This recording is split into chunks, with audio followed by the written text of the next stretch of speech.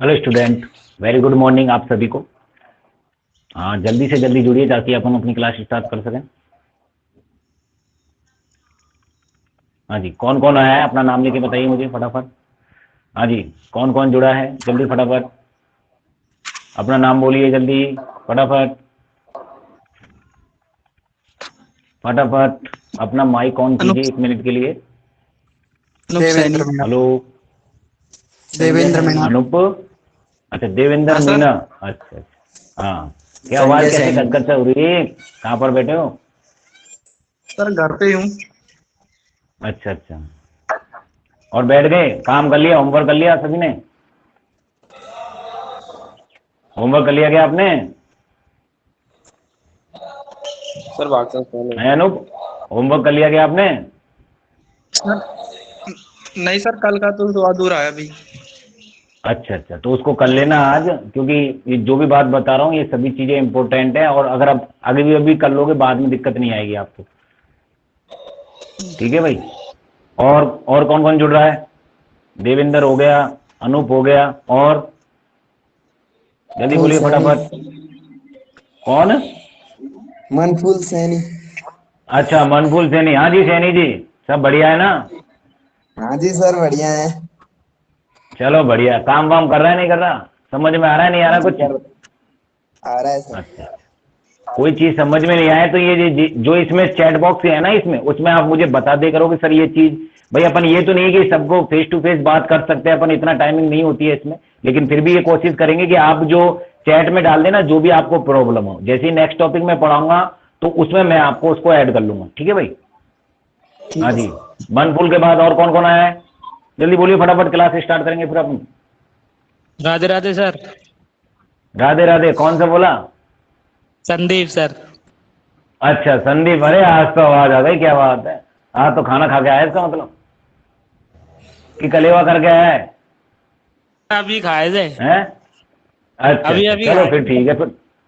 हाँ, जब ये एनर्जी बनी हुई है, मैं सोच रहा एनर्जी कैसे आ गई, क्योंकि नहीं, संदीप क्लास में बिल्कुल साइलेंट रहता है। अब इसका रीजन तो वही जानता है। सर अभी अभी काम कर लिया क्या आपने? काम कर काम तो लिया कर क्या? लिए सर। कर लिए अच्छा अच्छा, सर। ठीक है ठीक। हाँ, कोई भी आपको डाउट हो तो आप चैट बॉक्स है ना उसमें मुझे लिख देना। ठीक है भाई? और कोई? जल्दी बोलिए फटाफट नाम। ये भागचंद आ भी रहा है, जा भी रहा है, क्या चक्कर है भाई? भागचंद सर भागचंद। हाँ, भागचंद। अच्छा अच्छा, आ हेलो। गया क्या भाई? आगे सर। अच्छा, चलो करें स्टार्ट अब, कि वेट करें अभी? कर। देखिए देखिए, अब तक इस चैप्टर में मैंने आपको बताया था ये चैप्टर बहुत इजी, अगर अपन इसको इजी तरीके से पढ़े, वैसे बहुत टफ चैप्टर है अगर अपन बात करें, क्योंकि सॉलिड स्टेट अगर अपन बात करें एक बहुत अच्छा चैप्टर है, अगर आप कंपटीशन के लिए बोले तो वो उसके लिए भी बहुत अच्छा चैप्टर है। यहाँ से बहुत क्वेश्चन आते हैं आपके। अपन ने अब तक पढ़ा क्या है? ठीक है भाई, अपन ने सबसे पहले सॉलिड स्टेट जो ठोस अवस्था है उसकी परिभाषा पढ़ी है, उससे संबंधित कुछ विशेष लक्षण पढ़े कि ठोस अवस्था में विशेष लक्षण क्या होते हैं। इसके अलावा हमने जो एक इंपॉर्टेंट टॉपिक पढ़ा है इसमें, वो पढ़ा है क्या भाई? ज्यामिति के आधार पर ठोसों का वर्गीकरण। तो हमने पढ़ा था दो प्रकार के ठोस होते हैं, एक होता है क्रस्टीय ठोस और दूसरा होता है अक्रस्टीय ठोस। ठीक है भाई? दोनों के बारे में हमने पढ़ा डिटेल से। इसके अलावा हमने इन दोनों में अंतर स्पष्ट किए थे। मैंने आपको बताया था कि ये अंतर वेरी वेरी इंपॉर्टेंट है, क्वेश्चन में पूछा जाता है अगर अपन बात करें कि क्रस्टीय ठोस और अक्रस्टीय ठोसों में कोई 4 अंतर बताइए। इसके अलावा कुछ छोटी छोटी परिभाषा। ठीक है भाई? जो मैंने आपको कल क्वेश्चन बताए थे तो उन क्वेश्चनों को भी डायरेक्टली पूछा जाता है, जो आपको मैंने पीडीएफ दी है उसे मैंने आपको उनको लिख दिया। मैं आपसे यही बोल रहा था कि मैं आपको जो भी क्वेश्चन इनमें ऐड करूंगा वो सभी क्वेश्चन इंपॉर्टेंट है। ठीक है भाई? तो उनको आप जितना भी मैं पढ़ाता हूं उस चीज को क्लियर करते जाओ। ठीक है भाई? अपना जो टॉपिक चल रहा था भाई, एक अपन ने कंप्लीट कर लिया था ज्यामिति के आधार पर ठोसों का वर्गीकरण। दूसरा जो अपना टॉपिक चल रहा था वो टॉपिक चल रहा था कि अगर बात करें बंधन बल के आधार पर ठोसों का वर्गीकरण, किसके आधार पर? बंधन बल। बंधन बल से तो यानी अवयवी कणों के मध्य उपस्थित अंतरा आणविक आकर्षण बल। अंतरा आणविक आकर्षण बल यानी अंतरा आणविक आकर्षण बल बोले तो उनके मध्य जो आकर्षण बल पाया जाएगा उसके आधार पर ठोसों का वर्गीकरण, यानी ठोस कितने प्रकार के होते हैं और कौन से ठोस तो अपन बात करेंगे इसमें क्रस्टलीय ठोसों की। जनरली मैंने उसके बारे में आपको बताया था, तो 4 ठोस बताए थे मैंने। कितने भाई? 4 ठोस। पहला ठोस मैंने आपको इसमें बताया था आयनिक ठोस, पहला बताया था इसमें आयनिक ठोस, ठीक है भाई, पहला बताया था मैंने इसमें आयनिक ठोस। नंबर 2 बताया था मैंने इसमें धात्विक ठोस, नंबर 2 बताया था मैंने इसमें धात्विक ठोस, ठीक है भाई। नंबर 3 कौन सा बताया था मैंने आपको, याद हो तो, सहज संयोजक ठोस, सहज संयोजक ठोस। और नंबर 4 मैंने आपको बताया था, वो बताया था आणविक ठोस, ठीक है भाई। अपन ने आणविक ठोस लास्ट में क्यों लिया है? क्योंकि इसको अपन डिटेल से पढ़ेंगे, वर्गीकरण है, पूछा जाता है तो इसके प्रकार अपन पढ़ेंगे, इसलिए मैंने इसको लास्ट में लिया है, ठीक है भाई, ताकि अपन इसका वर्गीकरण आसानी से कर सके, ठीक है भाई। अब बात करते हैं जैसे कि आयनिक ठोस, धात्विक ठोस, सहसंयोजक ठोस, जिसको अपन एक बोलते हैं नेटवर्क ठोस। क्या बोला जाता है इसको भाई? नेटवर्क ठोस। क्यों बोला जाता है इसके बारे में चर्चा करेंगे अपन। क्वेश्चन कैसे आते हैं उसका भी एग्जांपल मैं आपको बताऊंगा, यानी मैं जो भी टॉपिक आपको बताऊंगा उसमें आपको मैं तुरंत ये बताता जाऊंगा कि इसमें से किस तरीके से क्वेश्चन आते हैं और किस प्रकार अपन को तैयार वो करना है, ठीक है भाई। अब बात करते हैं आणविक ठोस। तो ये जो चारों प्रकार है, कौन से ठोस है? ये क्रस्टलीय ठोस। कौन से डियर? ये क्रस्टलीय ठोस। और इन क्रस्टलीय ठोसों का जो वर्गीकरण किया अपन ने किसके आधार पर किया है? बंधन बल के आधार पर। किसके आधार पर? बंधन बल। बंधन बल बोले तो यानी अंतरा आणविक आकर्षण बल, अंतरा आणविक आकर्षण बल, ठीक है भाई, यानी अवयवी कणों के मध्य। भाई आपको ये तो पता है ठोस अवस्था की अपन बात करें, ठोस अवस्था की, ठीक है भाई, तो उसमें आपको पता है आकर्षण पाया जाता है। तो आकर्षण बल के आधार पर क्रिस्टलीय ठोसों में अगर बात करें तो ये 4 प्रकार होते हैं, ठीक है भाई, जिसमें अगर अपन बात करें 2 के बारे में अपन डिटेल से पढ़ चुके। एक बार मैं दोबारा रिकॉल कर देता हूं क्योंकि कुछ स्टूडेंट आज नए जुड़े हैं ताकि उनको जानकारी मिल सके। भाई पहला अपन ने आयनिक ठोस पढ़ा था, उसके बाद धात्विक ठोस, यानी पिछले लेक्चर में हमने ये 2 चीजें पढ़ ली थी, ठीक है भाई। इसको मैं दोबारा रिपीट कर रहा हूं ताकि आपको और अच्छी तरीके से समझ में आ जाए। हाँ जी, सबसे पहले अगर अपन बात करते हैं इसमें आयनिक ठोस, ठीक है भाई, तो पहली चीज अगर अपन बात करें ठोस है तो इसका मतलब इसमें अवयवी कण पाए जाएंगे, ये कंफर्म है। तो पहली बात अपन को यह पता होनी चाहिए कि इसमें अवयवी कण कौन होते हैं। अवयवी कण, ठीक है भाई, अवयवी कण के बारे में ऑलरेडी आपको पहले बता चुका हूं। अवयवी कण का मतलब क्या होता है? परमाणु, अणु, आयन, ठीक है भाई। जब मैंने ठोस अवस्था की आपको परिभाषा बताई थी तब मैंने बताया था। अब आयनिक ठोस की अगर मैं बात करूं तो इस आयनिक ठोस में अवयवी कण कौन होते हैं भाई? तो आपको यह ध्यान रखना है, इसमें होते हैं धनायन एवं ऋणायन। कौन होते हैं भाई? धनायन एवं ऋणायन। भाई ये क्या है भाई? आयन है। कौन से आयन है? धनायन एवं ऋणायन, यानी अपन बात करें पॉजिटिव चार्ज और नेगेटिव चार्ज, ये 2 होते हैं इसमें। किसमें? आयनिक ठोस में। यदि आपसे पूछा जाए कि आयनिक ठोस जो होता है इसमें अवयवी कौन कौन से होते हैं तो आप बताओगे धनायन एवं ऋणायन, ठीक है, हो गई क्लियर। इसके बाद बात करें, अब आपसे पूछा जाता है इसमें कि जो आयनिक ठोस होता है इनके मध्य कौन सा आकर्षण बल पाया जाए। डियर स्टूडेंट, आप सभी को 7th क्लास में जब लेसन नंबर 4 पढ़ा था तो हमने देखा था धनायन और ऋणायन के बीच एक बंध बनता है। कौन सा बंध बनता है? धनायन का मतलब हो गया धातु, ऋणायन का मतलब हो गया अधातु। लेसन नंबर 4 में पढ़ा था धातु और अधातु के बीच में जो बंध बनता है, यानी धनायन और ऋणायन जो बंध बनता है उसे अपन बोलते हैं आयनिक बंध। तो सिंपल सी बात है, यहां पर जो आकर्षण बल पाया जाएगा, ठीक है भाई, आकर्षण बल जो होगा वो कौन सा होगा भाई? यहां पर आयनिक बल। कौन सा होगा? आयनिक बल। यानी आयनिक ठोस की अगर मैं बात करूं, आयनिक ठोस के अवयवी कणों के मध्य जो आकर्षण बल होगा वो कौन सा होगा? आयनिक बल। अगर बात करें इसको, देखिए केमिस्ट्री में अपन इसको बोलते हैं आयनिक बंध, ठीक है भाई, केमिस्ट्री में अपन इसको बोलते हैं आयनिक बंध। लेकिन अगर बात करें फिजिक्स की मैं बात करूं, ठीक है, तो इसका एक और नाम है स्थिर वैद्युत आकर्षण बल। भाई स्थिर वैद्युत आकर्षण बल, ठीक है भाई, ये चीज ध्यान रखना। अगर बात करूं मैं केमिस्ट्री में पूछा जाए आयनिक बंध, ठीक है भाई, आयनिक बंध बोलिए अपन, भाई धनायन और ऋणायन के मध्य जो बंध है वो कौन सा होगा? आयनिक बंध। अगर मैं फिजिक्स की बात करूं तो फिजिक्स में अपन इसको बोलेंगे स्थिर वैद्युत आकर्षण बल।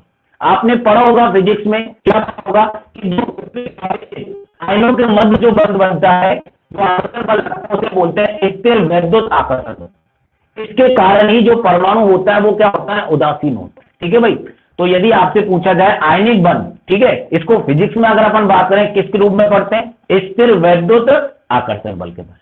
ठीक है भाई, दो चीज क्लियर हो गई। अवयवी कण अपन ने पढ़ा था, धनायन और ऋणायन। दूसरी बात अपन ने पढ़ी है आकर्षण जो बल होता है वो उसमें कौन सा होता है? आयनिक बंध होता है। कौन सा होता है भाई? आयनिक बंध होता है।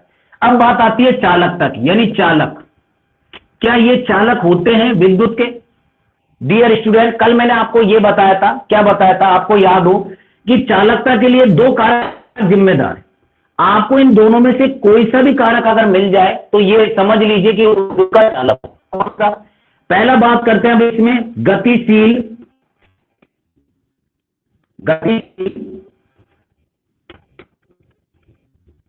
ठीक है भाई, गतिशील आयन, यानी आयन कैसे होंगे इसमें? गतिशील। दूसरी बात करें इसमें मुक्त इलेक्ट्रॉन, मुक्त इलेक्ट्रॉन, ठीक है भाई, मुक्त इलेक्ट्रॉन। यानी किसी भी अगर बात करें चालकता के लिए अपन को ये दो कारक डिपेंड देखने हैं। किसी भी अगर अपन ठोसों में, चारों ठोसों में देखेंगे, अगर इनमें से कोई सा भी वो मिलेगा तो इसका मतलब वो विद्युत का क्या है? चालक है, यानी विद्युत का सुचालक, उसमें विद्युत का प्रवाह हो सकता है। ठीक है भाई। तो गतिशील आयन और मुक्त इलेक्ट्रॉन, ठीक है भाई। अब मैं बात कर रहा हूं आयनिक ठोस की, तो आयनिक ठोसों में आयन तो है, धनायन और ऋणायन।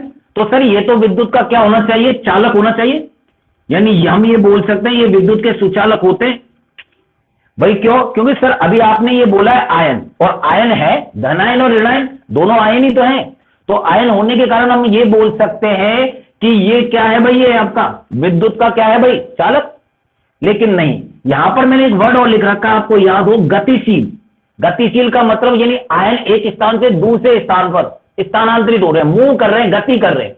और वो गति कब करेंगे? जब वो लिक्विड अवस्था में होंगे। जब कैसी अवस्था में? वो लिक्विड अवस्था में। कहने का मतलब, आपको मैंने जब ठोस अवस्था की परिभाषा पढ़ाई थी तब मैंने आपको सिंपल सी बात बताई थी। क्या बताई थी? आपको मैंने ये बोला था कि जो ठोस होते हैं उनमें अवयवी कण होते हैं, उनके मध्य प्रबल आकर्षण बल पाया जाता है भाई। इस प्रकार व्यवस्था होती है। आप ये देखो, इस तरह से ऐसी होती है, बल पाया जाएगा तो इनके मध्य रिक्त स्थान तो है ही नहीं। रिक्त स्थान नहीं तो क्या अवयवी कण गति कर पाएंगे? नहीं कर पाएंगे, नहीं कर पाएंगे। तो धनायन ये गतिशील नहीं है। ये आयन कैसे नहीं है भाई? गतिशील नहीं है।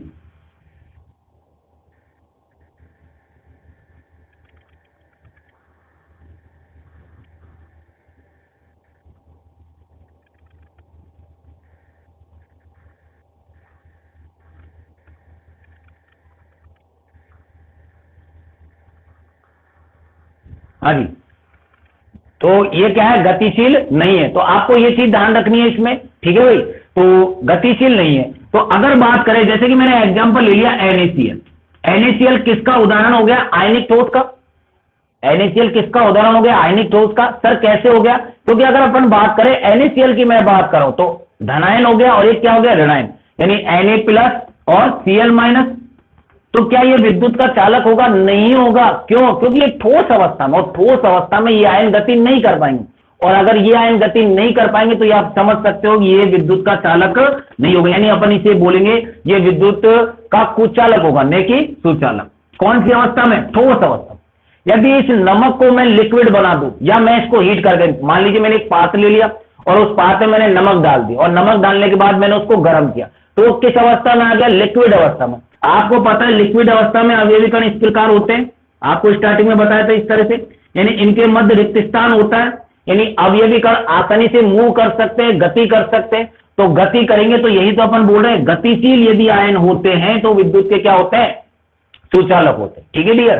तो आपसे यदि पूछा जाए कि आयनिक ठोस विद्युत के चालक होते हैं, आप बोलोगे नहीं, आयनिक ठोस विद्युत के चालक नहीं होते। लेकिन पिघली हुई अवस्था में, गलित अवस्था में, द्रवित अवस्था में ये विद्युत के सुचालक होते हैं। भाई क्यों होते हैं? क्योंकि इनमें गतिशील इलेक्ट्रॉन, गतिशील जो आयन है वो क्या करते हैं? गति करते हैं। ठीक है भाई, ये सिंपल सी बात हो गई। तो तीन चीज अपन ने पढ़ी इसमें, अवयवी कण, आकर्षण बल और चालक। ठीक है भाई, चालक अगर बात करें अपन ठोस अवस्था में तो ये कुचालक होंगे, और अगर अपन बात करें किसकी भाई, अगर मैं बात करूं इसमें किसमें, पिघली हुई अवस्था में, किसमें भाई, पिघली हुई अवस्था में, तो पिघली हुई अवस्था में बात करें ये कैसा होगा, सुचालक होगा। कौन, आयनिक ठोस। ठीक है भाई, तीन बात अपनी कंप्लीट हो गई, तीनों बात हमारे दिमाग में बैठ गई। अब बात आते हैं इसके एग्जाम्पल। एग्जाम्पल क्या है भाई, एग्जाम्पल हमको रटने नहीं है, हर एग्जाम्पल अपन को समझने। सर ऐसा क्यों, क्योंकि यदि आप एग्जाम्पल रटोगे ना इसके, जो मोस्टली स्टूडेंट करते हैं, मैं ये मेरा ये खुद का एनालाइज है कि अगर बात करूं जहां भी जितने भी स्टूडेंट पढ़ रहे हैं, मोस्टली 80% स्टूडेंट इन ठोसों के एग्जाम्पल रटते हैं, क्योंकि एग्जाम में इनके एग्जाम्पल ही पूछे जाते हैं। अब गलती क्या करते हैं, वो एग्जाम्पल रटते जा रहे हैं, अब वो थोड़ा सा हल्का सा घुमा देता है, तो अपन करें यार ये तो किताब में दे ही नहीं रखो, ये खान सुहागी तो आउट ऑफ सिलेबस आगो, अब क्या करें अपन, अब आउट ऑफ सिलेबस आगो तो जाकर बोनस का नंबर मिलेगा। नहीं नहीं भाई, भाई आपको कॉन्सेप्ट समझना है, अगर वो कॉन्सेप्ट आपका क्लियर है तो आप कैसा भी एग्जाम्पल दे दें, आप आसानी से पहचान सकते हो ये कौन सा ठोस। तो आपको एक सीधी सी बात बताते हैं इसमें, यदि आपको कोई सा भी साल्ट मिल जाए, जैसे मैं बात कर रहा हूं सभी लवण जो है वो आयनिक ठोस के उदाहरण हैं, जितने भी साल्ट मैं बात करूं। लवण के बारे में आप ऑलरेडी जानते हो, क्या जानते हो कि अम्ल और क्षार मिलकर क्या बनाते हैं, लवण बनाते हैं। लवण के साथ क्या बनता है, जल बनता है। तो सभी लवण, जैसे कि मैं बात करूं NaCl लवण हो गया, ठीक है भाई, इसके बाद मैं बात करूं KCl लवण हो गया आपका, ठीक है भाई, इसके बाद मैं करूं पोटेशियम सल्फेट K2SO4, ठीक है भाई, ये आपका लवण हो गया। ठीक है भाई, इसके अलावा मैं बात कर सकता हूं NH4 का होल ट्वाइस SO4, ठीक है भाई, तो ये भी क्या हो गया, लवण हो गया। यानी जितने भी लवण है वो उन सभी लवणों को अपन बात कर सकते हैं, किसके अंतर्गत मानेंगे अपन, किसके एग्जाम्पल है वो, आयनिक ठोस के। यदि एग्जाम में कोई सा भी साल्ट आपको मिल जाए, आंख बंद करके उस पर टिक कर देना, आयनिक ठोस होगा। क्या होगा भाई, वो आयनिक ठोस होगा। तो एक एग्जाम्पल ये लिख लीजिए इसमें, सभी लवण, तो कुछ लवणों के एग्जाम्पल अपन लिख सकते हैं। ठीक है भाई, एक दूसरा एग्जाम्पल अगर अपन बात करें इसमें, देखिए भाई, दूसरा अगर अपन एग्जाम्पल इसमें बात करें तो दूसरा एग्जाम्पल हो जाएगा धातु ऑक्साइड। क्या हो जाएगा डियर स्टूडेंट, धातु ऑक्साइड। कौन सा हो जाएगा, धातु ऑक्साइड। अगर अपन बात करें धातु ऑक्साइड कौन से, आपको जनरली आपने ये 8th क्लास में पढ़ा होगा, धातु ऑक्सीजन के साथ क्रिया करके क्या बनाती है भाई, धातु ऑक्साइड बनाती है। क्या बनाती है, धातु ऑक्साइड बनाती है। यानी कहने का मतलब यदि धातु के साथ ऑक्सीजन जुड़ी हुई मिले, धातु के साथ ऑक्सीजन जुड़ी हुई मिले, तो आंख बंद करके बोल देना उसको क्या है भाई, वो आयनिक ठोस। ठीक है, जैसे कुछ एग्जाम्पल में लिख सकता हूं यहां पर, FeO आयरन ऑक्साइड, Cu2O यानी कॉपर ऑक्साइड, ठीक है भाई, MgO मैग्नीशियम ऑक्साइड। तो ये सब ऑक्साइड है, कौन से ऑक्साइड है, धातु ऑक्साइड। तो इनको अपन किसके अंतर्गत बोलेंगे, आयनिक ठोस के अंतर्गत। ठीक है भाई, तो ये सिंपल सा हमारा क्या हो गया, आयनिक ठोस क्या हो गया, यहां पर समाप्त हो गया। जनरली मैं इसको 1-2 लाइन में खत्म कर सकता हूं, यानी ये जो चारों ठोस है ना, इन चारों ठोसों को मैं केवल 10 मिनट की क्लास में खत्म कर सकता हूं। लेकिन उससे नुकसान क्या है भाई इनको प्रत्येक चीज को बारीकी से इसलिए आपको बता रहा हूं ताकि कैसा भी क्वेश्चन आ जाए आप आसानी से जवाब दे सको। वरना हल्का सा इसमें मैंने समझाया कि इसमें ये अभिकरण होते हैं, ये आयनिक बंध होते हैं, बस ठीक है, परिभाषा आपको नोट करवाई और तुरंत, यानी ये टॉपिक 10 मिनट का, इसको डिटेल से इसलिए बता रहा हूं ताकि कैसा भी क्वेश्चन आ जाए अपन आसानी से जवाब दे सके। ठीक है भाई, तो अब अगर इसके बारे में हिंदी लिखना चाहे, वैसे ऑलरेडी आप लिख चुके हो क्योंकि मैंने आपको PDF दे दी है। क्या लिख सकते हैं कि अगर बात करें इन ठोसों में अवयवी कण धनायन एवं ऋणायन होते हैं, जिनके मध्य आकर्षण बल जो होता है वो आयनिक बंध होता है। सामान्यतः अगर बात करें ये ठोस विद्युत के क्या होते हैं, कुचालक होते हैं। कैसे होते हैं, विद्युत के कुचालक होते हैं। कौन सी अवस्था में, ठोस अवस्था। लेकिन पिघली हुई अवस्था में ये क्या होते हैं, विद्युत के सुचालक होते हैं। क्यों होते हैं, क्योंकि इनमें गतिशील आयन उपस्थित होते हैं। ठीक है भाई, बात करें इनकी एग्जाम्पल की तो सभी लवण और धातु ऑक्साइड। ठीक है भाई, ये अपना कंप्लीट हो चुका है पहला ठोस, आयनिक ठोस। सभी ठोसों को अपन पढ़ेंगे और फिर उनको बारीकी से पढ़ने के बाद प्रत्येक के एग्जाम्पल की सहायता से हम क्वेश्चन सॉल्व करेंगे। 1-2 क्वेश्चन मैं आपको दूंगा और उससे ये आपको पता चलेगा कि आपने जो सीखा है वास्तव में उसको सीखा है केवल या रटा है। ठीक है भाई। हाँ जी, अब अपन सेकंड स्टार्ट करते हैं अपन इसमें, वो है हमारा धात्विक ठोस। हालांकि इनके बारे में कल बता चुका हूं आपको, लेकिन एक बार दोबारा रिपीट इसलिए कर रहा हूं, काफी स्टूडेंट आज जुड़े हुए हैं, ठीक है भाई। हाँ जी, दूसरा ठोस कौन सा आता है आपका भाई? दूसरा आता है धात्विक ठोस। कौन सा आता है? धात्विक ठोस। हाँ जी, धात्विक ठोस। तो पहले तो अपन को यह पता होना चाहिए कि इसमें अवयवी कण क्या होंगे। अवयवी कण,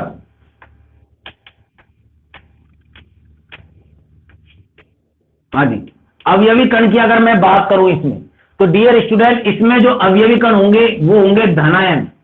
क्या होंगे भाई? धनायन। और धनायन के साथ में ये जो धनायन होंगे ये किससे घिरे होंगे? इलेक्ट्रॉन से। किससे घिरे होंगे डियर स्टूडेंट? इलेक्ट्रॉन से। अर्थात मैं ये बोल सकता हूं धनायन एवं इलेक्ट्रॉन इसमें क्या होंगे?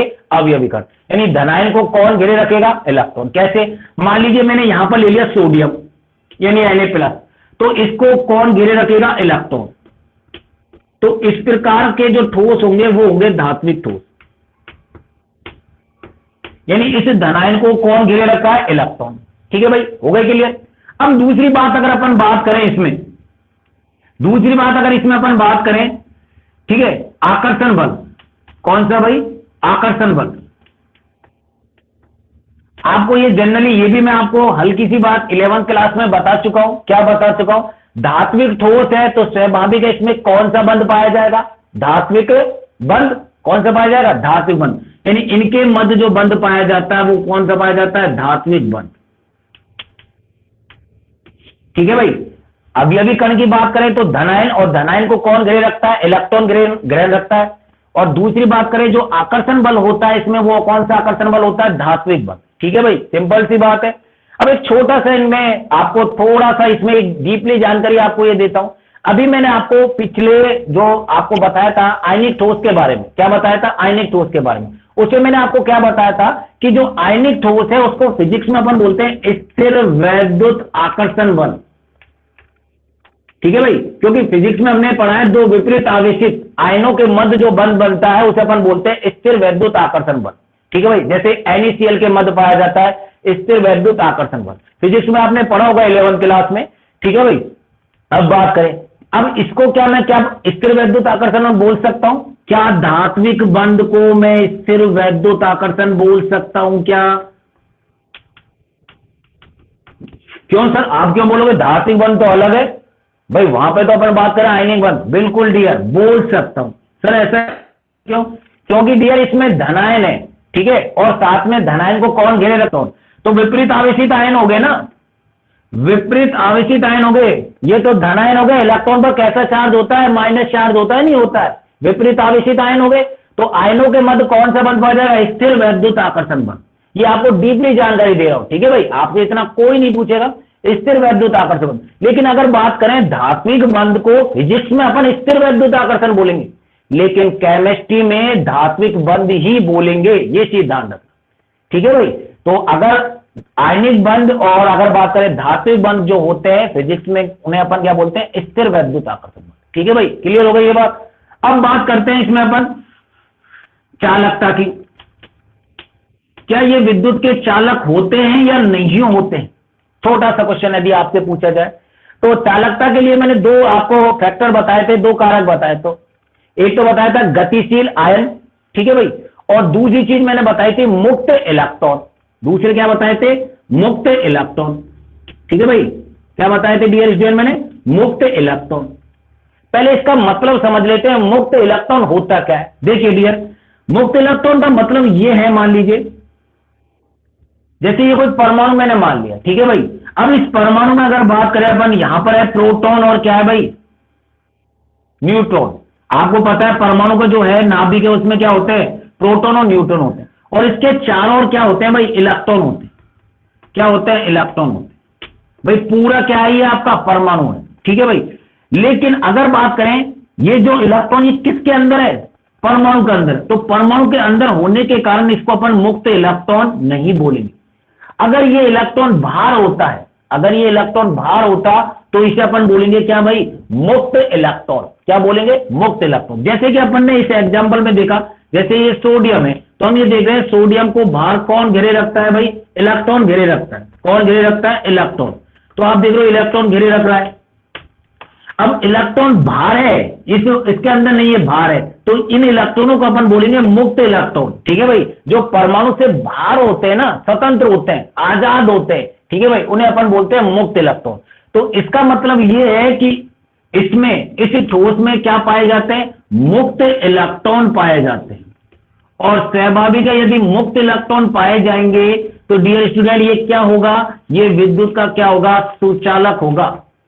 तो आपसे पूछ लिया जाए धात्विक ठोस विद्युत का सुचालक होता है या विद्युत के चालक होते हैं, क्यों, क्योंकि इनमें मुक्त इलेक्ट्रॉन पाए जाते हैं। ठीक है भाई, सिंपल सी बात हो गई।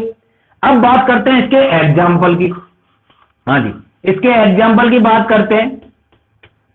एग्जाम्पल आपको एक सिंपल सी बात याद रखनी है, जितनी भी धातु हैं, ठीक है डियर स्टूडेंट, जितनी भी धातु हैं, धातु अगर अपन बात करें, जैसे कि आवर्त सारणी में आपने बात की थी, ठीक है भाई, एस ब्लॉक की मैं बात करूं, ठीक है भाई, पी ब्लॉक की मैं बात करूं, डी ब्लॉक की मैं बात करूं, एफ ब्लॉक की मैं बात करूं, तो एस ब्लॉक में एक हाइड्रोजन को छोड़कर, ठीक है भाई, हाइड्रोजन को छोड़कर सभी क्या है भाई, धातु है आपकी। पी ब्लॉक में अगर बात करूं, नीचे पी ब्लॉक के जो नीचे वाले एलिमेंट है वो सभी क्या है आपके, धातु है। डी ब्लॉक में सभी धातु है और एफ ब्लॉक में भी क्या है आपकी, धातु है। यानी पूरी आवर्त सारणी में अगर मैं बात करूं तो 80% क्या है आपकी, धातु। क्या है भाई आपकी, धातु। तो कोई सी भी धातु आपको देखने को मिल जाए, आंख बंद करके वहां कर देना धात्विक ठोस। एग्जाम्पल रटने की आवश्यकता ही नहीं है, ये नहीं कि हमको तो रटने हैं एग्जाम्पल, रटोगे तो चीजें गलत करोगे, क्योंकि कई बार वो पेपर क्या होता है, माइंड से खेलता है, वो बच्चों के माइंड से खेलता है कि वास्तव में इसने सीखा है कि रटा है, और रटने वाले स्टूडेंट फिर डिफीट खा जाते हैं। ठीक है भाई, तो इसलिए अगर अपनी तैयारी हो तो ऐसी हो, कैसा भी क्वेश्चन आए, कहीं से भी आए, हमको आसानी से अपन जवाब दे सके। ठीक है भाई, तो अगर बात करें धातु, तो कुछ धातु के नाम मैं लिख देता हूं, जैसे कि Fe हो गया, Cu हो गया, ठीक है, Au हो गया, Ag हो गया। ठीक है भाई, इसके अलावा अगर आपको मिश्र धातु भी मिल जाए, क्या मिल जाए डियर स्टूडेंट, मिश्र धातु। मिश्र धातु बोले तो मिश्र धातु किसे बोलेंगे अपन, यानी दो या दो से अधिक धातु को जब मिलाया जाता है तो उसे अपन बोलते हैं मिश्र धातु। अब आपको यह भी पता है कि जो धातुएं होती है वो कैसी होती है, ठोस होती है। अब ठोस वस्तु को ऐसे तो मैं मिला नहीं सकता, यानी उनको किसी पात्र में लूंगा, फिर उनको गर्म करूंगा। भाई लिक्विड अवस्था में तो मिला सकता हूं, और लिक्विड अवस्था में जब मिलाऊंगा मैं उनको, तो वो क्या बन जाएंगी, मिश्र धातु।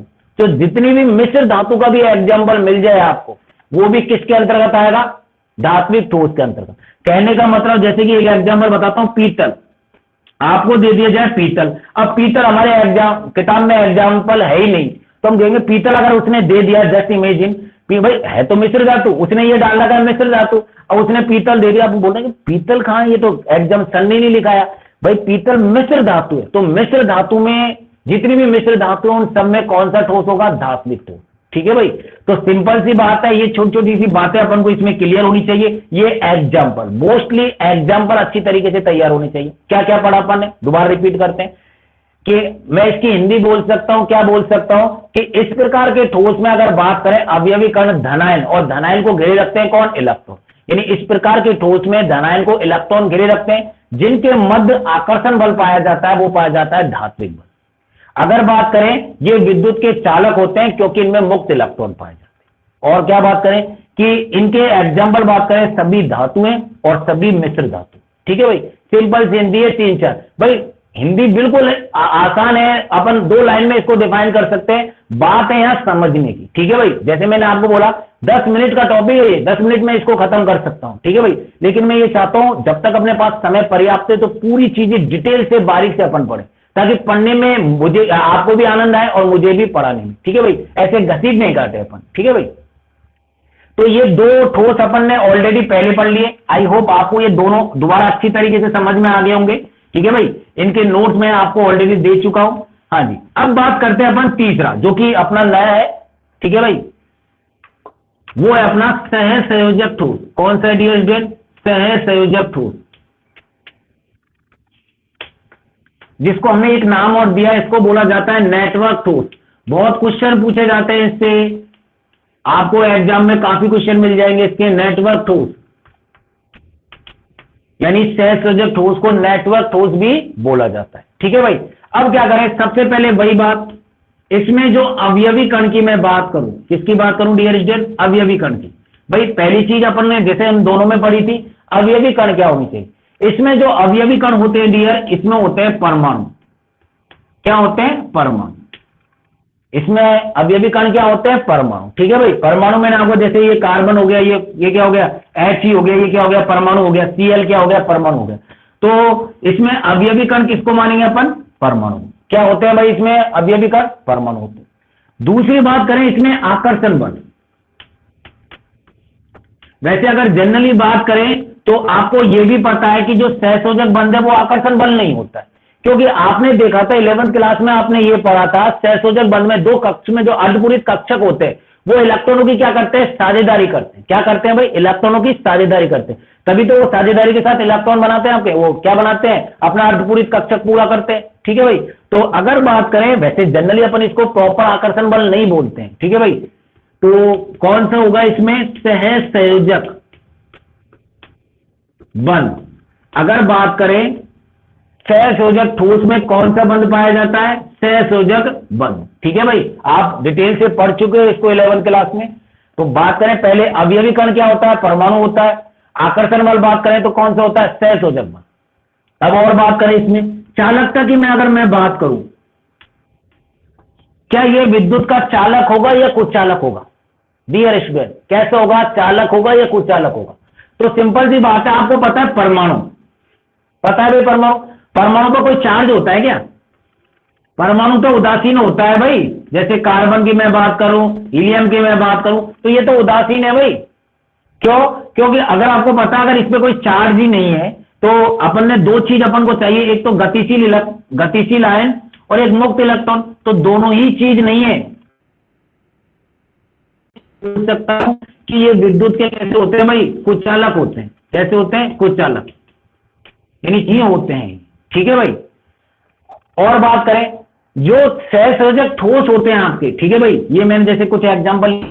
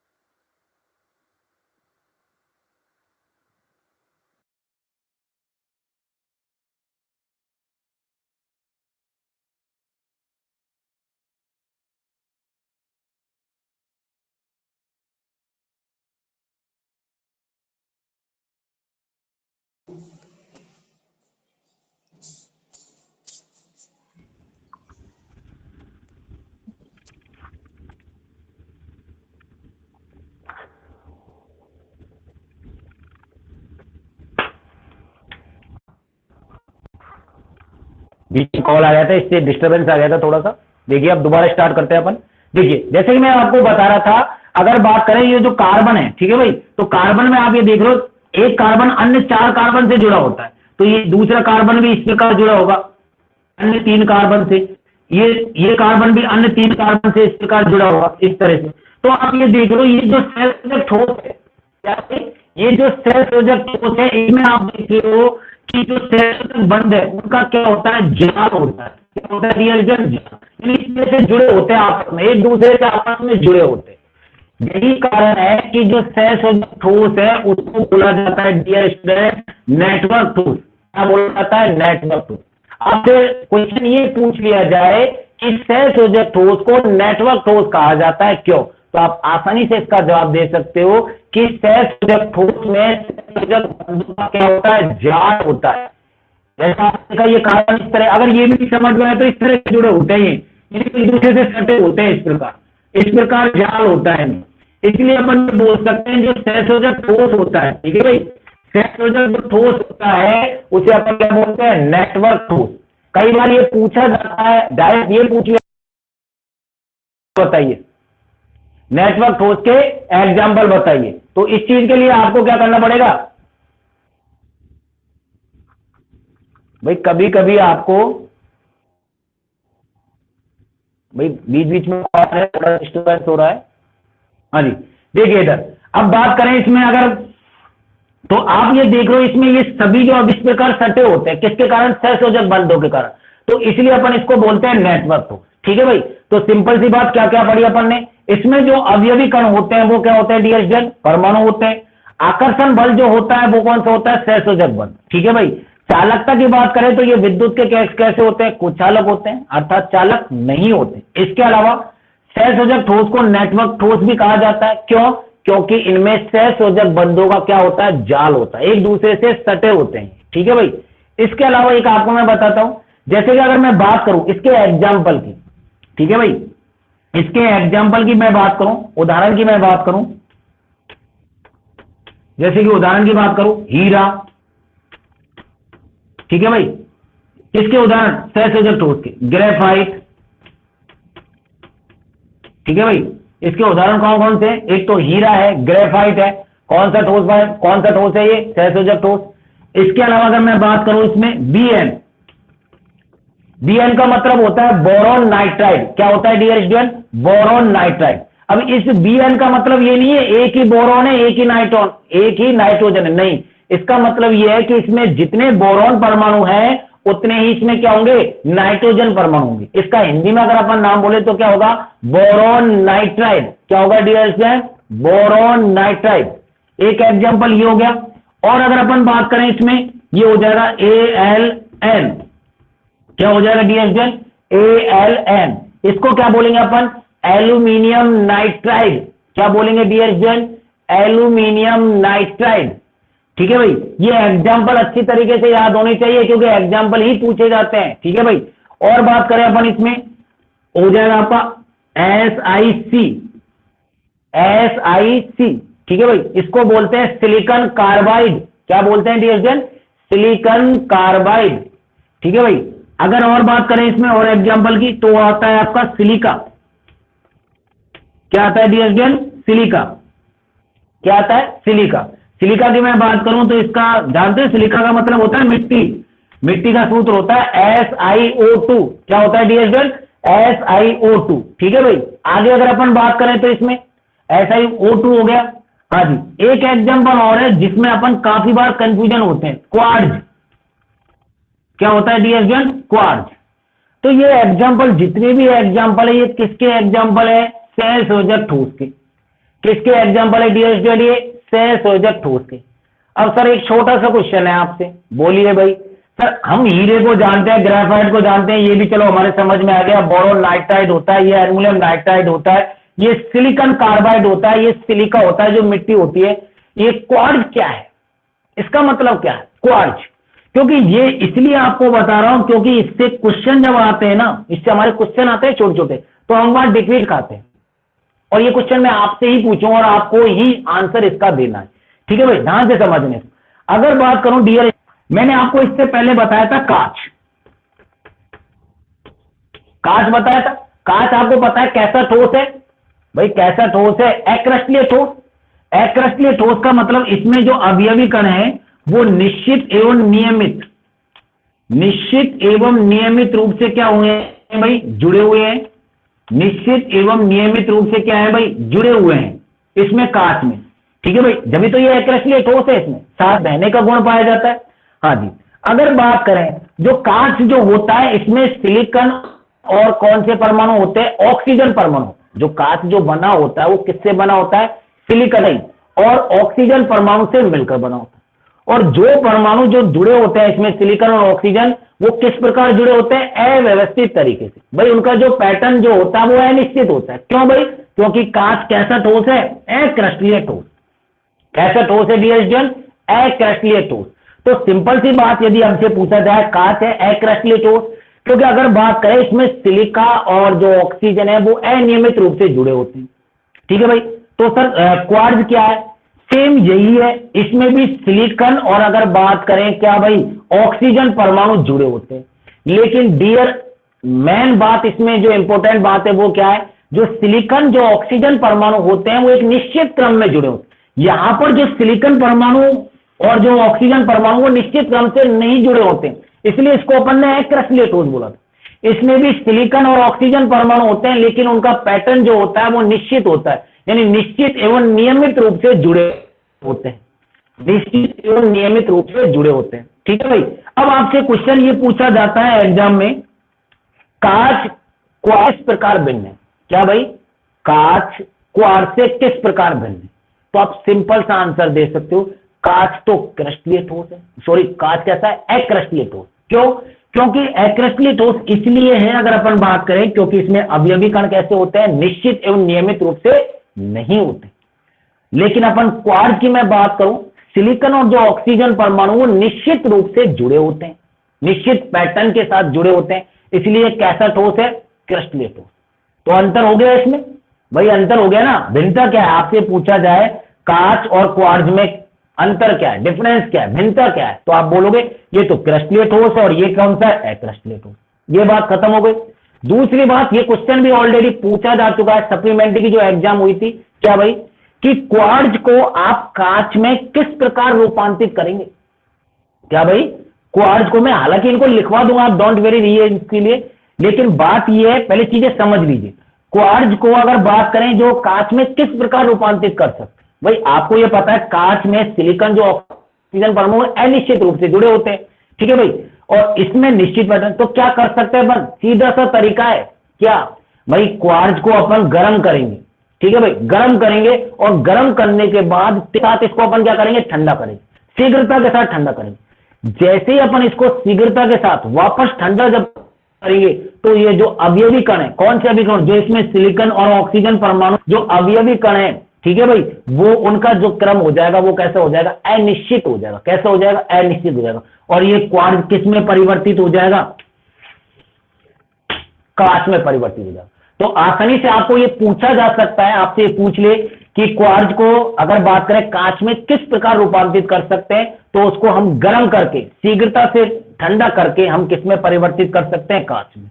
बहुत अच्छा क्वेश्चन हो गया, ठीक है भाई, आ गया क्लियर। तो ये एग्जांपल किसके डियर स्टूडेंट? सहसंयोजक ठोस के। तो आई होप आपको ये समझ में आ गया। इसको नेटवर्क ठोस क्यों कहते हैं, इसमें अवयवी कण क्या होते हैं, आकर्षण बल क्या होते हैं, ठीक है भाई, चालकता क्या होती है इसमें, और इसके एग्जाम्पल। अब एक छोटा सा क्वेश्चन मैं आपसे पूछ रहा हूं, ठीक है भाई, उसका आंसर आप में से किसी जो स्टूडेंट को आता है, ठीक है भाई, नहीं आता है तो भी बताने की कोशिश करनी है, और अगर आता है बताने की कोशिश करनी है, ठीक है भाई। क्वेश्चन क्या है मेरा?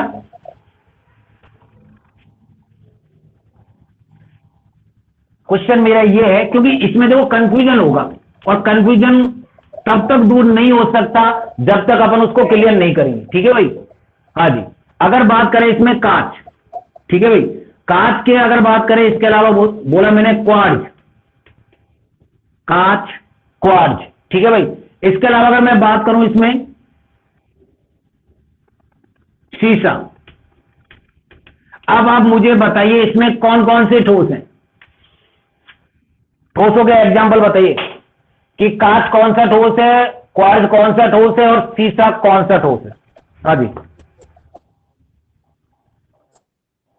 बताइए एक एक करके। सर कांच जल्दी फटाफट। एक्रिस्टलीय ठोस है। अच्छा, कांच एक्रिस्टलीय ठोस, वेरी गुड, बहुत अच्छे। ये तो हो गया आपका एक्रिस्टलीय ठोस, एक्रिस्टलीय ठोस, ठीक है, वेरी गुड। हाँ जी, क्रिस्टलीय ठोस। क्रिस्टलीय ठोस, और क्रिस्टलीय ठोस में भी कौन सा ठोस है? क्रिस्टलीय ठोस में भी कौन सा ठोस है? सहसंयोजक ठोस। हाँ, वेरी गुड, सहसंयोजक ठोस। कौन सा है भाई? सहसंयोजक ठोस। भाई ये तीनों चीजें आपकी सेम है, आप ये देख लो तीनों चीजें सेम है इसमें, तो आपको इनमें डिफरेंस पता होना चाहिए। कई बार क्या है, अपन कहीं भी पढ़ रहे होते हैं, कोई भी जो टीचर होता है इनमें कंफ्यूजन करने के लिए, भाई क्वार्ट्ज में कौन सा होता है, कांच में कौन सा होता है, ठीक है भाई। तो क्रिस्टलीय ठोस और क्रिस्टलीय ठोस का कौन सा प्रकार है? सहसंयोजक ठोस, अभी बताया था। हाँ जी, शीशे में कौन सा होगा? क्रिस्टलीय ठोस। शीशे में क्रिस्ट कौन सा? क्रिस्टलीय है। क्रिस्टलीय, ये वो तो क्रिस्टलीय होगा, लेकिन कौन सा?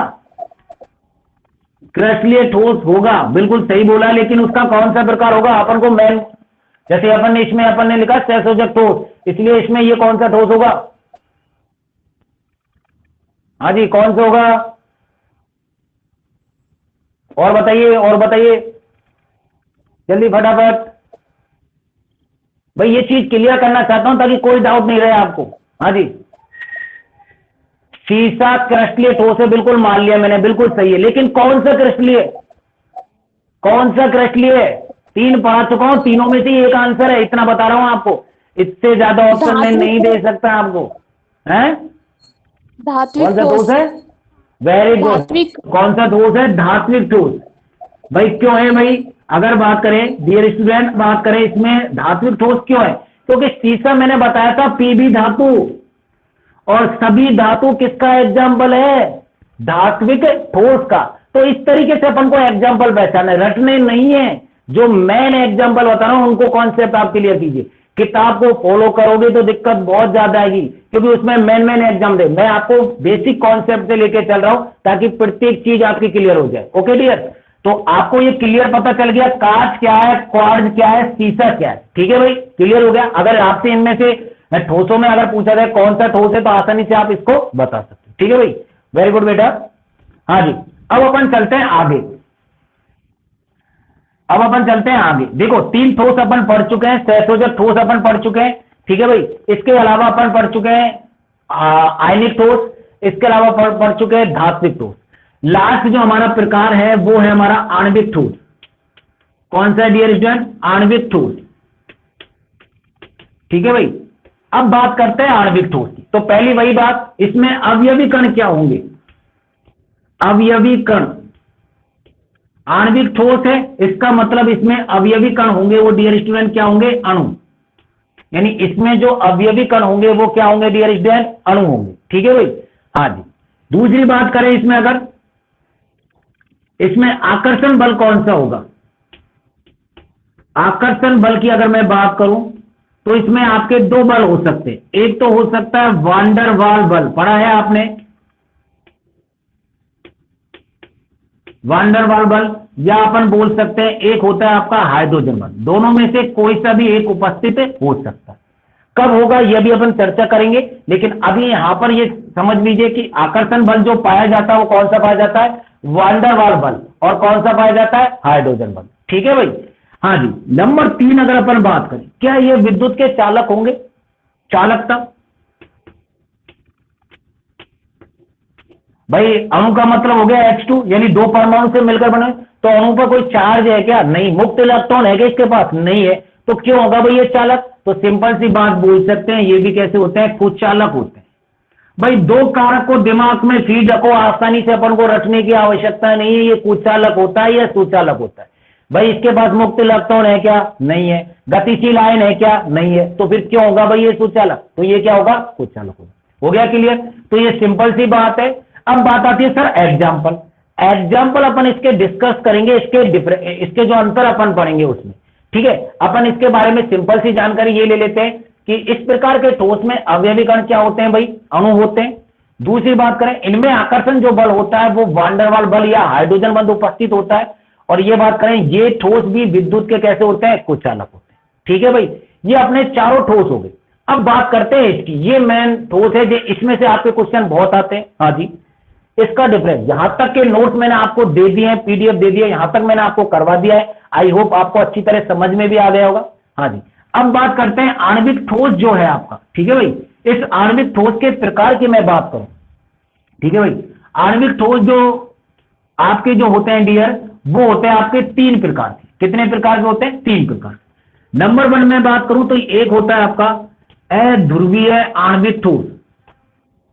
अध्रुवीय आणविक ठोस, अध्रुवीय आणविक ठोस। ठीक है भाई, अध्रुवीय कौन सा होता है? आणविक ठोस। दूसरा होता है आपका डियर ध्रुवीय आणविक ठोस। कौन सा होता है? ध्रुवीय आणविक ठोस। ठीक है भाई, ध्रुवीय आणविक ठोस। और जो तीसरा आपका होता है वो होता है हाइड्रोजन, हाइड्रोजन बंधित आणविक ठोस, हाइड्रोजन बंधित आणविक ठोस, आणविक ठोस। ठीक है भाई, सिंपल सी बात हो गई आपकी। आणविक ठोस की अगर मैं बात करूं तो जनरली इनकी 3 प्रकार के होते हैं, 3 श्रेणियों में इनको बांटा गया है। पहला होता है अध्रुवीय आणविक ठोस, दूसरा होता है ध्रुवीय आणविक ठोस और तीसरा होता है हाइड्रोजन बंधित आणविक ठोस। ये क्या है सभी? ये सभी आणविक ठोस है। कौन से डियर स्टूडेंट? ये सभी आणविक ठोस है। ठीक है भाई, अब इसे समझने के लिए अपन को एक छोटी सी बात का पता होना चाहिए, जो कि शायद आप 11th क्लास से सीख के आए हो, जो कि मैंने आपको बता चुका हूं ऑलरेडी। ध्रुवीय आणविक ठोस और अध्रुवीय आणविक जो ठोस है, अगर अपन इनमें बात करें, इनमें अंतर करने के लिए, इनको समझने के लिए सबसे पहले हमको इन अणुओं के बारे में, भाई आपको ये तो पता है कि आणविक ठोस में जो अवयवी कण होते हैं वो क्या होते हैं? अणु होते हैं। तो इसके लिए अपन को यह समझना होगा कि अध्रुवीय अणु क्या होते हैं, ध्रुवीय अणु क्या होते हैं, अध्रुवीय अणु क्या होते हैं और ध्रुवीय अणु क्या होते हैं। ठीक है भाई, कोई स्टूडेंट बता सकता है अध्रुवीय अणु और ध्रुवीय अणु? हाँ जी, अध्रुवीय और ध्रुवीय अणु मैं आपको बता चुका हूं 11th क्लास में। हाँ जी अनूप, अनूप क्लास ले रहा है, गायब हो गया अनूप? हाँ सर। हाँ, ध्रुवीय और अध्रुवीय अणु। हाँ जी, ध्रुवीय और अध्रुवीय अणु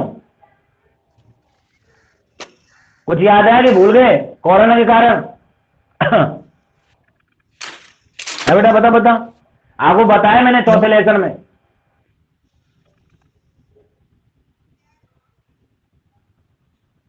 नहीं आ रहा याद? चलो कोई बात नहीं, आ रहा है क्या याद? नहीं सर। आ रहा है क्या हमको? हाँ बेटा, आ रहा है क्या याद? नहीं सर। नहीं, अच्छा कोई बात नहीं। हाँ कौन बताएगा? हाँ संदीप, संदीप, संदीप आवाज पहुंच रही है नहीं पहुंच रही है? हाँ भाई संदीप,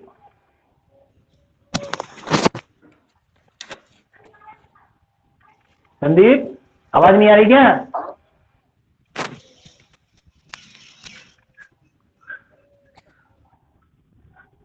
चलो कोई बात नहीं, मैं ही बता देता हूं आपको। हाँ जी, फिर अपना टाइम भी हो रहा है। ठीक है भाई, इसको यही खत्म, इस दोनों चीजों को मैं एक्सप्लेन कर देता हूं। इसको यही, आवाज नहीं आ रही होगी, आप देखो। अरे साहब कौन आ रही कहाँ भी?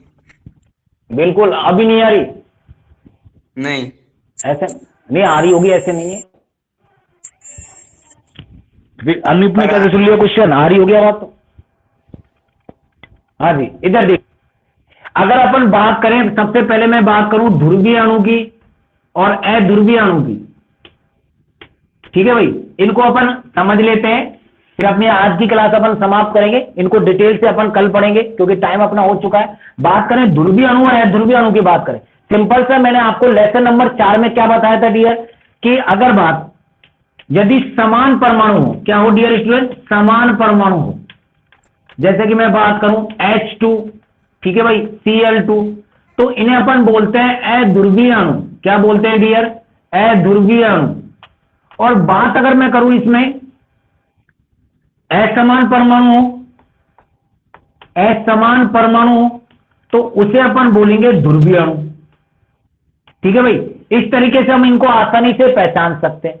लेकिन डियर इसमें कई बार क्या होता है, देखिए कोई भी जो अपन नियम बनाते हैं पूरी तरह से सही नहीं होता है। ये नियम आपका जो बना है ये पहचानने का, ये 70 से 80% सही होता है, लेकिन कई जगह ये फेल हो जाता है, कई जगह ये फेल हो जाता है, क्योंकि अगर इसके अकॉर्डिंग अपन अगर करते हैं तो वहां अपना गलत भी हो जाता है। 70 to 80% ये सही होता है। अब उसके लिए क्या करें? तो इसके लिए एक सीधा सा तरीका है, आपको जो ध्रुवीय और अध्रुवीय अणु है उसका निर्धारण करना है द्विध्रुव आघूर्ण से। किससे करना है डियर स्टूडेंट? द्विध्रुव आघूर्ण से। ये भी मैंने आपको लेसन नंबर 4 में बताया था। द्विध्रुव आघूर्ण जिसको म्यू से रिप्रेजेंट करते हैं। ठीक है भाई, क्या होता है? म्यू बराबर होता है Q इंटू डी, आवेश इंटू दूरी का गुणनफल। क्या होता है? द्विध्रुव। यानी द्विध्रुव आघूर्ण की सहायता से हम ध्रुवीय अणु और अध्रुवीय अणुओं में अंतर कर सकते हैं। यदि आपसे कोई पूछे ना कि ध्रुवीय और अध्रुवीय अणु में अंतर हम किसके आधार पर कर सकते हैं, तो आप आसानी से यह जवाब दे देना द्विध्रुव आघूर्ण के आधार पर। कैसे करेंगे डियर स्टूडेंट, ये ध्यान रखना, यदि द्विध्रुव आघूर्ण का मान 0 होता है, क्या होता है डियर स्टूडेंट, 0 होता है, तो वो अणु कैसा होगा, अध्रुवीय अणु। कैसा होगा डियर स्टूडेंट, अध्रुवीय अणु। ठीक है भाई।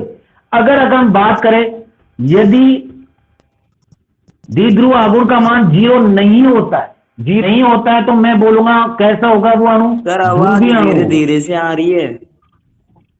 अच्छा तेज बोलूं क्या फिर? सर हाँ जी, तेज अब आ आ ही रही नहीं होगी रही, तेज? शायद आप तो बोल रहे हैं। सर सही आ अब आ रही रही है? है, मनफुल सही आ रही है। हाँ अरे भाई अब देखिए धीरे इधर। धीरे आ रही है। भाई तेरा अच्छा नेटवर्क अच्छा। प्रॉब्लम है यार, सही आ रही है। हाँ हो सकता है भाई, अगर ये समस्या सबके साथ है ना, तो हो सकता है यहाँ का नेटवर्क नहीं आ रहा हो, पर मेरे अकॉर्डिंग आवाज पूरी पहुंच रही है। ठीक है भाई, कोशिश करो, आप नहीं हो रही तो धीरे धीरे और सुधार होगा, अपन धीरे धीरे करेंगे भाई, अपन कोशिश कर रहे हैं माध्यम से चलाने की।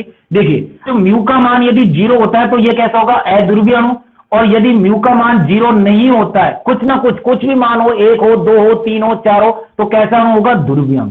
यानी अपन ये बात कर सकते हैं द्विध्रुव आघूर्ण के आधार पर अपन ध्रुवीय अणु और अध्रुवीय अणु।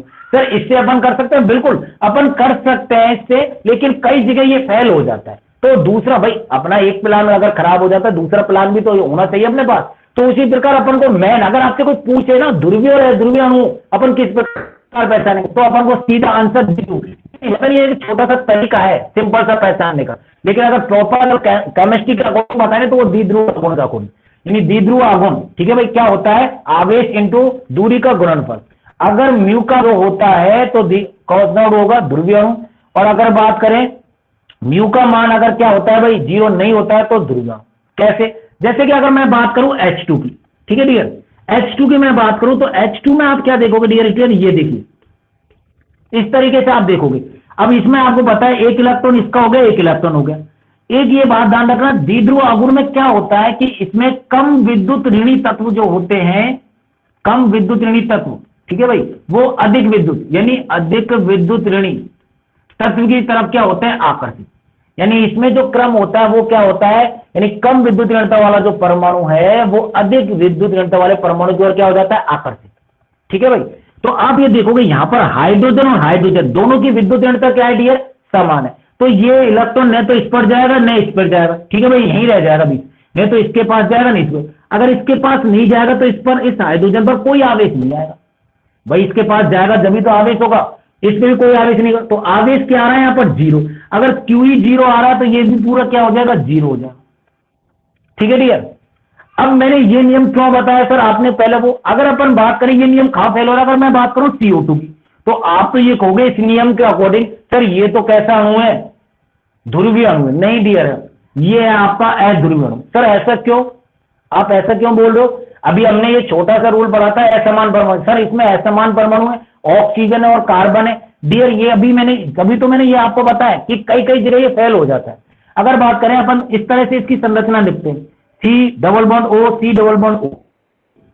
अब क्या होता है, इधर अगर अपन बात करें विद्युत इधर जाएंगे परमाणु, तो इस द्विध्रुव का चित्र बनेगा, यानी इधर। तो ऐसी स्थिति में अगर बात करें यहां पर जो कोण हो जाएगा, परिणामी सदिश का योग, आप फिजिक्स में पढ़ते हो, तो वो होगा 180 डिग्री। कितना होगा, 180 डिग्री। अगर परिणामी सदिश का योग 180 डिग्री होता है तो वहां पर म्यू का मान क्या होता है डियर स्टूडेंट, 0 होता है। क्या होता है, 0 होता है। इसलिए अगर अपन बात करें CO2 जो होता है वो कैसा होगा, अध्रुवीय अणु होगा। इसलिए मैंने आपको ये बताया। ठीक है भाई, अगर HCl की मैं बात करूं, HCl कैसे अणु होगा, HCl होगा ध्रुवीय अणु। सर क्यों, अगर बात करें हाइड्रोजन और ये, किसकी विद्युत ऋणता ज्यादा है, इसकी विद्युत ऋणता ज्यादा है, तो कहने का मतलब इस पर क्या आ जाएगा, आंशिक ऋणावेश, इस पर क्या आ जाएगा, आंशिक धनावेश। तो कोई सा भी एक आवेश अपन यहां रख देंगे, फिर इनके मध्य जो दूरी हमको एग्जाम में देगी उसका मान रख के हमका गुणनफल करके द्विध्रुव आघूर्ण निकालेंगे। तो इसका मतलब कुछ तो आवेश है यहाँ पर भाई। आवेश अगर 0 होता है यहाँ पर तो अपन ये बोलते हैं द्विध्रुव आघूर्ण 0 आएगा। तो यहाँ पर कुछ ना कुछ आवेश आ रहा है, इसका मतलब इसका द्विध्रुव आघूर्ण होगा। इसका मतलब ये कैसा अणु है, ये होगा ध्रुवीय अणु। ठीक है भाई, तो इस तरीके से अपन आसानी से ध्रुवीय और अध्रुवीय अणुओं में डिफरेंस कर सकते हैं। किसके आधार पर, द्विध्रुव आघूर्ण के आधार। ठीक है डियर स्टूडेंट, तो चारों मैं आपको बता चुका हूं। अब बात करेंगे इनका जो आणविक ठोस का जो वर्गीकरण है, ठीक है भाई, क्लासिफिकेशन है, वो अपन पढ़ेंगे कल, बहुत इंपॉर्टेंट है। और उसके बाद मैं आपको कुछ क्वेश्चनों की प्रैक्टिस कराऊंगा जिससे अपन इस टॉपिक को आसानी से क्लियर कर लेंगे। ठीक है भाई, बहुत धीरे धीरे तरीके से मैं इसको पढ़ाने की कोशिश कर रहा हूं ताकि प्रत्येक कॉन्सेप्ट आपका क्लियर हो सके। ठीक है भाई, जिन स्टूडेंटों ने होमवर्क नहीं किया है, जो मैंने ग्रुप में पीडीएफ भेज रखी है, वो इसलिए भेज रखी है ताकि आप उसको उतार लो। ठीक है भाई, बाद के लिए मत छोड़ना। ठीक है भाई, संग में चीजें क्लियर करते जाओ, टाइम आपके पास पर्याप्त है। ठीक है भाई, अगर किसी भी स्टूडेंट को किसी भी टॉपिक में दिक्कत है तो जो चैट बॉक्स है उसमें आप मुझे मैसेज कर देना। ठीक है भाई, वरना मेरे पर्सनल जो नंबर है उसमें आप मैसेज कर देना, सर ये चीज समझ में नहीं आई, आप नेक्स्ट क्लास जो लो इसमें इसको दोबारा रिपीट कर देना। ठीक है डियर, कल मिलेंगे। अब आपकी फिजिक्स की क्लास होगी, कल आपका वही टाइम रहेगा 9 बजे से, यानी आपके पास नोटिफिकेशन पहुंच जाएगा 9 बजे से अपनी क्लास रहेगी 9 से 10। ओके डियर स्टूडेंट, बाकी क्या नोट करना है ये आपके पास पीडीएफ पहुंच जाएगी। ओके, कल मिलते हैं, आपका दिन शुभ हो। ओके।